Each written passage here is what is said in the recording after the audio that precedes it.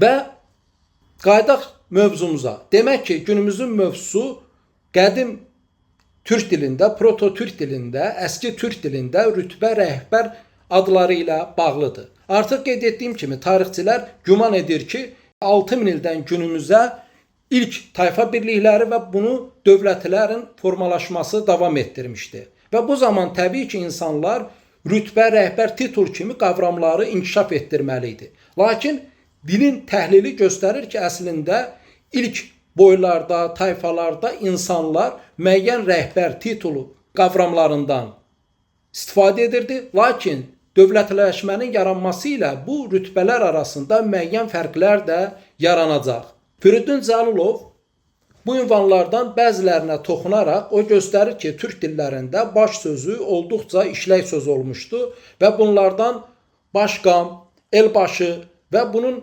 elbaşının tərs kombinasiyası kimi basil sözünün Yunanlarda işlək olduğunu göstərir. Və həmçinin biz rütbə olaraq türklərdə onbaşı, yüzbaşı, minbaşı kimi qavramların da olduğunu görürük. Və Firidun Cəlilov daha sonra göstərir ki, bu bas sözü Hind-Avropa dillərində bat, pater, ata mənasında rəhbər, ünvan, titul kimi işlənmişdir. Mən isə bu məsələni daha fərqli baxış ilə ümumiyyətlə əski türk dilində olan digər rütbə, ünvan adlarını bir siyahıya alaraq bunlar üzərində ümumi təhlil aparmışam. Və beləliklə biz bugünü baxacağımız rəhbər, titul, ünvan kimi olan siyahıda mən ilk əvvəl insan qavramlı müəyyən titulları göstərmişəm. İnsan qavramlı olan titullardan mən pir dədə, ma-ata və onun tərs kombinasiyası kimi ataman qavramlarını qeyd etmişəm. Və eyni ilə mən səs qavramı ilə bağlı olan ay, ayğucu və həmçinin de, deyim və toy söz kökü ilə bağlı olan kökdən yenə rəhbər, titul kimi qavramların olduğunu göstərirəm. Təbii ki, bu adlara baxası olsaq biz İsaqların ilk atalarından biri kimi ifadə olunan Tarqitay adını, amma ad olaraq qarşımıza çıxan Cağatay, Taybilgə, Taybars, Deyob kimi adların olduğunu görürük, Oktay adının olduğunu görürük və mən həmçinin digər rütbə, ünvan kimi əski türk dilində yuxarı günəş mənasına gələn köklərdən adların yarandığını göstərmişəm. Mən bura baş sözündən başbuğ, baş ərdən, başər, padar, onbaşı, yüzbaşı, minbaşı, bu təbii ki bəllidir. Qocabaşı, elbaşı, basel, pirbaş, başsaq, baştürk, asurbaş, hansı ki biz onu atropat kimi görəcəyik, qarşıda onun hər birinin ayrıca izahını verəcəm, başkam və kambaş kimi olan adları görürük. Eyni ilə biz uq, ağ yuxarı kökündən ağa, əxi sözünün olduğunu görürük və ağa sözü ilə sar sözünün birləşməsindən ağasar, qağa, hakan, hakim, kahin və qağasar, kiyaksar sözünün olduğunu görürük. Bunların hər birinin indi ayrı-ayrı izahını verəcəm. Və eyni ilə gün sözündən biz gün və kam, xan sözünü formalaşdırmışıq və eyni ilə başkam, kambaş, qamata, babakam, gənkeş, İmaşqun və Hamurabi kimi adların olduğunu görəcəyik və eyni ilə günəş sözünün sinonim olan qor sözündən biz qor, kral, karona, Qorqud, Köroğlu, Herakl, Zülqərneyn, Uluqor, Lüqal, Şumerlərdə bu Lüqal kimi keçəcək və Babək üsyanının hərəkatının adı kimi olan Hürrəmi hərəkatını görəcəyik. Və eyni ilə mən əvvəlki söyləşilərdə də qeyd etmişəm ki, türk dilində, əski türk dilində günəşin digər bir sinonimi nar sözü olub. O nar sözü Monqol dilində günəş mənasına gəlir, ərəb dilində nur, işıq mənasına gəlir və türklərdə də nar günəş mənasına gəlib və nar doğan və Novruz bu kökdəndir və biz həmin sözdən mərə, emmenkar və naramsin adlarının olduğunu görəcəyik və nar sözünün tərs kombinasiyası Yunanlarda tanrı adı olan Uranos kimi qarşımıza çıxır. Və eyni ilə tandan günəş kökündən biz Tanhu, Tonqa adının olduğunu görəcəyik. San, Şəms, Əsən kökündən biz Sango, Sanyu, Arsen, Ərsən adının olduğunu görəcəyik və yanmaq və sağ diş, sol diş məntiqinə gələn kökdən biz yanağa, yapqı, zamoka adının olduğunu görəcəyik və yaranan titul, rütbə qavramlarına baxdıqda bunu da əlavə edim ki, bu yaranan qavramlar daha yazının kəşf olunmadığı dövrdə, şəkilli yazı dövründə baş vermişdi. Və elə bu səbəbdən də çağının insanları gün, günəş sözü, kam və xan sözü ilə konuş sözünü eyniləşdirmişdi. Yəni kam, xan və konuşmaq sözünü günəş sözü ilə ifadə etmişdi. Eyni ilə oxur sözü ilə qor sözünü, danışmaq sözü ilə günəşin doğması sözünü, söz, sanmaq sözü ilə şəms, əsən sözünü eyniləşdirmişdi. Və eyni ilə üst, yuxarı kökündən biz usta şad, usta ağa, astiyaq və kürşad adının olduğunu görəcəyik və tanrı qavramlı olan elaq kökündən biz eloq, ülgən, ilək adının rütbəsinin olduğunu görəcəyik. Bu bizim qarşımıza Hami Samilərdə ilah kimi qarşımıza çıxacaq. Və eyni ilə boq, tanrı sözünün sinonimindən biz bəy sözünün olduğunu görəcəyik və eyni ilə kud, türk dilində mübarək, müqəddəs mənasına gələn söz və həmçinin ərəb dilində, yəni Hami Sami dillərində müqəddəs kutsal sözünün kökü olan katəsə kökü, hansı ki qarşısına ön şəkilçi olan ma gələrək müqəddəs sözü də yaranır.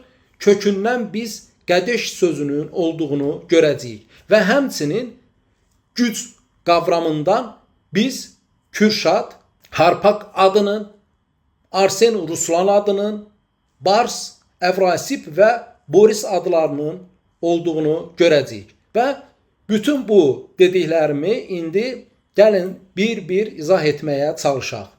Demək ki, qədimdə insanlar daha ayrı-ayrılıqda boylar, tayfalar halında yaşayarkən təbii ki, o boya, o tayfaya bir rəhbər kifayət edirdi ki, o ağsaqqal həmin boyun, tayfanın ağsaqqalı olsun.